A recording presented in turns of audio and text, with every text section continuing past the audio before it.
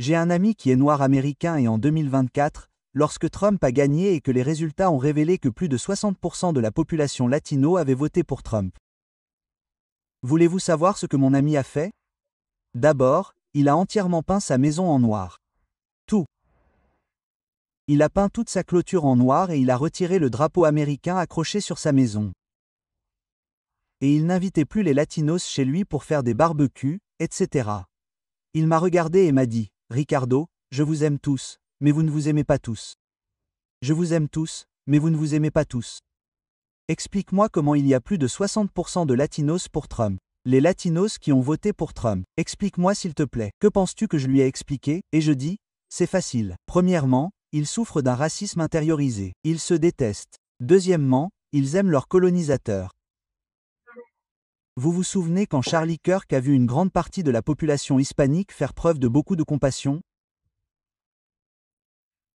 Ces mêmes hispaniques ne montrent pas de compassion mais beaucoup de passion et à quel point ils les soutiennent lorsqu'ils voient des gens qui leur ressemblent se faire jeter dans des camions.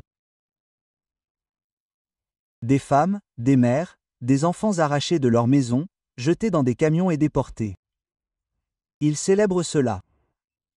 C'est littéralement un excellent exemple d'un peuple qui souffre de racisme intériorisé et du syndrome de Stockholm. Chaque fois qu'ils voient Massa souffrir, ils souffrent. Chaque fois qu'ils voient des gens qui leur ressemblent souffrir, ils célèbrent cela. C'est comme ça et pour ça que les latinos votent pour Trump. Un grand pourcentage de la population latino vote pour Trump. C'est la raison pour laquelle beaucoup d'entre vous ne comprennent pas ou sous-estiment à quel point les pays d'Amérique latine pratiquent la suprématie blanche sans même le savoir. Ils ne s'en rendent même pas compte. Vous voulez savoir pourquoi? Parce que les pratiques et les idéaux de la suprématie blanche sont si répandus, normalisés. En Amérique latine, on appelle les cheveux 4C, 3C, on les appelle pelo malo. Ce sont des cheveux abîmés. Dans les pays d'Amérique latine, on a une expression qui s'appelle mejorar raza. Améliorer la race. Comprenez-vous à quel point, en tant que collectif de pays d'Amérique latine, nous souffrons du racisme intériorisé, du colorisme? Nous sommes un peuple qui, collectivement, les personnes de couleur et noires d'Amérique latine, souffrent littéralement de haine de soi. C'est la raison pour laquelle vous avez des latinos pour Trump. Vous devez comprendre de quoi souffrent collectivement les pays d'Amérique latine. Vous savez quoi? Les latinos pour Trump ça me rappelle eux, ce politicien, V.C. Ramaswamy, je crois que c'est son nom de famille, et il est allé à l'événement Charlie Kirk, et il a eu tous ces blancs qui l'ont interrogé, presque comme s'il lui disait, « Tu n'as pas ta place ici. » On se fiche de savoir à quel point toi, en tant qu'Indien, en tant que personne non blanche, tu nous lèches le cul. Tu pourrais nous lécher le cul toute la journée. Vous pourriez même aller à l'encontre de votre peuple toute la journée, mais au bout du compte, on ne vous aime toujours pas. Merci d'être devenu une arme que nous pouvons utiliser contre votre propre peuple, mais au bout du compte, vous n'êtes toujours pas des nôtres et nous ne vous aimons pas. En fin de compte, c'est ça les latinos pour Trump. C'est ce qu'ils sont. Ce sont des gens qui désirent désespérément la proximité des Blancs, qui aspirent désespérément à l'amour des Blancs. C'est tout ce que c'est. 9 fois sur 10, si vous regardez ces latinos, ils sont mariés à des femmes blanches. Ils sont mariés à des hommes blancs. Pourquoi? Parce que premièrement, ils ne pourront jamais aimer quelqu'un qui leur ressemble. C'est la première raison. Deuxièmement, parce qu'ils pratiquent quelque chose qu'en Amérique latine, nous appelons mejorar raza, qui consiste à blanchir la race.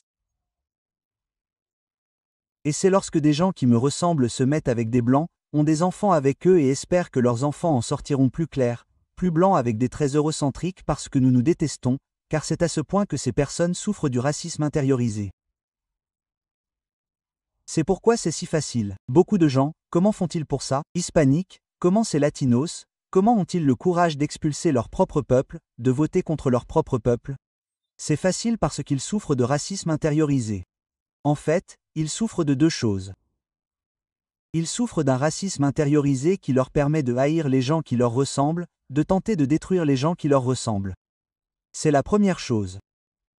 Deuxièmement, ils souffrent également du syndrome de Stockholm, qui les fait tomber amoureux de leur oppresseur, de leur ravisseur, de leur colonisateur. Ces deux maladies du racisme intériorisé et du syndrome de Stockholm.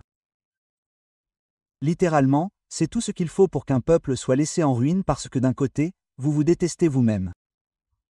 Deuxièmement, vous aimez votre colonisateur. Vous réalisez à quel point vous êtes foutu. Et si vous faites vraiment le calcul, il est logique que ces latinos pour Trump ne puissent haïr que les gens qui leur ressemblent. Veulent que les gens qui leur ressemblent soient expulsés et ne veulent expulser que les gens qui leur ressemblent. C'est presque comme s'ils protégeaient la blancheur. Si vous y réfléchissez bien, je veux que vous fassiez attention aux latinos pour Trump. Plus précisément, quand ils parlent d'immigration, si on les accuse d'être racistes envers eux-mêmes, ils diront quelque chose comme « Non, non, non, ça n'a rien à voir. » C'est parce qu'on croit au respect de la loi et au respect des frontières. C'est ce qu'ils disent. Mais je veux que vous fassiez attention à ces détails. Premièrement, quand vous voyez des agents de l'ICE qui me ressemblent et que vous les voyez traîner des gens hors de leur voiture, de leur maison, de leur lieu de travail, à quoi ressemblent ces gens qu'ils traînent dehors, qu'ils poussent dans des camions et qu'ils expulsent?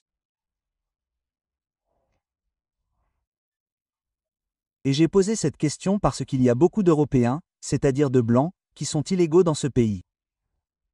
Mais vous voulez savoir quelque chose? Les Latinos